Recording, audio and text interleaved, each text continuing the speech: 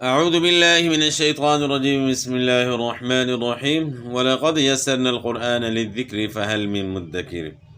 آج ہم نے جو سبق پڑھنا ہے وہ نون قطنی کے متعلق ہے، اور نون قطنی جو ہے چھوٹا سا نون جو ہے نا، آپ نے اکثر دیکھا ہوگا قرآن پاک میں، تو اس نون کے متعلق جو ہے نا اس کو نون قطنی کہتے ہیں۔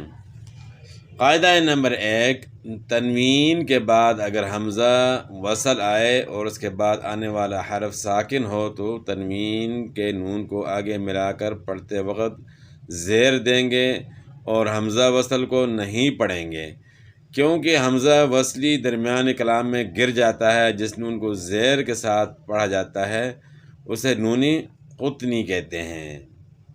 یہ نون قطنی کی جو ہے نا تعریف ہو گئی۔ ہدایت نمبر 1، اوپر قاعدہ نمبر 1 تھا نا، ہدایت نمبر 1، نون قطنی سے ابتدا نہیں ہو سکتی، بلکہ اس کے بعد والے کلمے کے حمزہ وصل سے ابتدا ہوگی، کیونکہ نون قطنی کا تعلق حمزہ وصل والے کلمے کے پہلے کلمے سے ہے، حمزہ وصل والے کلمے سے نہیں۔ اب آتے ہیں اس کی مشق کی طرف۔ نوح ابنہ، نون واپش نو حاپش نوح، نون بازے نب، نوح نب، نون زبانہ نوح ابنہ ہاؤٹبش ہو، نوح ابنہ۔ تو اوپر جس طرح تعریف آپ نے سنی اور ہدایت نمبر 1 میں جو ہے نا بھی آپ نے جو ہے پڑھ لیا کہ نون قطنی سے ابتدا نہیں ہو سکتی۔ مثلا آپ نے وقف کیا ہے تو نون قطنی سے جو ہے نا آپ نے نہیں لٹانا، آپ نے جو ہے نا نوح ابنہ جو ہے نا یہاں سے لٹانا ہے، یا مثلا کہ یہاں آپ نے وقف کر لیا، نوح ہو گیا، وقف ہو گیا، تو اب یہاں نبنہ نہیں پڑھنا، پھر ابنہ ہے۔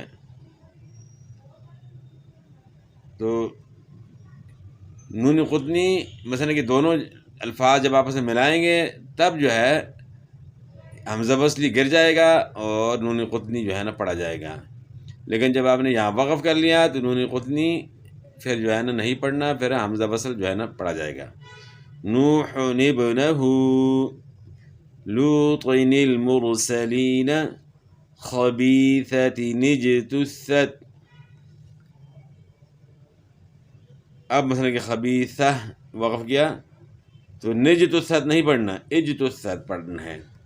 قدیر الذی، قدیر پر وقف کیا تو الذی پڑھا جائے گا۔ اس طرح باقی الفاظ بھی اسی طریقے سے جو ہے نا آپ نے پڑھنے ہیں، وقف کا یہی طریقہ ہے، یعنی جہاں نون قطنی آپ نے پڑھنا تھا دونوں الفاظ کو ملا کر، اگر آپ نے وہاں وقف کر لیا، جس طرح بھی قدیر پر وقف آپ نے کر لیا تو پھر الذی پڑھا جائے گا، نون قطنی نہیں پڑھنا۔ تو بس یہ کہ باقی تقریباً اسی طرح ہی آگے بھی آپ نے اس کو سمجھنا ہے۔ عدن التی فتنة القلب احد اللہ،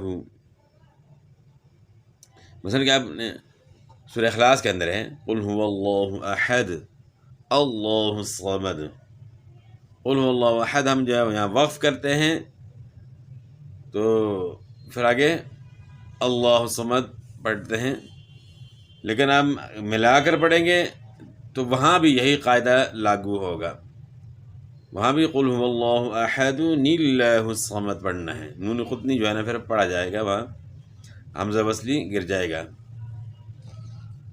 جمیعا الذی بزینۃ الکواکب خیر اطمئن مثلا القوم لمزۃ الذی، سورہ ہمزہ کے اندر جو ہے نا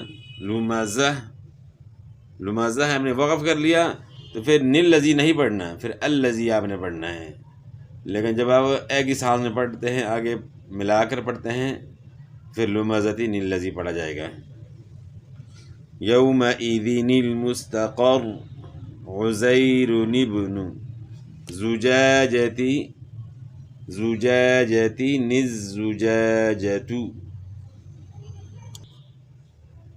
ہدایت نمبر 2، جمیعا الذی کو جمیعاً الذی پڑھنا ہے، جمیعاً الذی نہیں پڑھنا، یعنی اس کا الف نہیں پڑھنا، جمیعاً الذی نہیں پڑھنا، جمیعاً الذی اس طرح، یعنی آگے طریقہ بتایا ہے کہ یہاں اس طرح پڑھنا ہے، جمیعاً الذی اس طرح پڑھا جائے گا، نہیں اس کا الف نہیں پڑھنا ہے،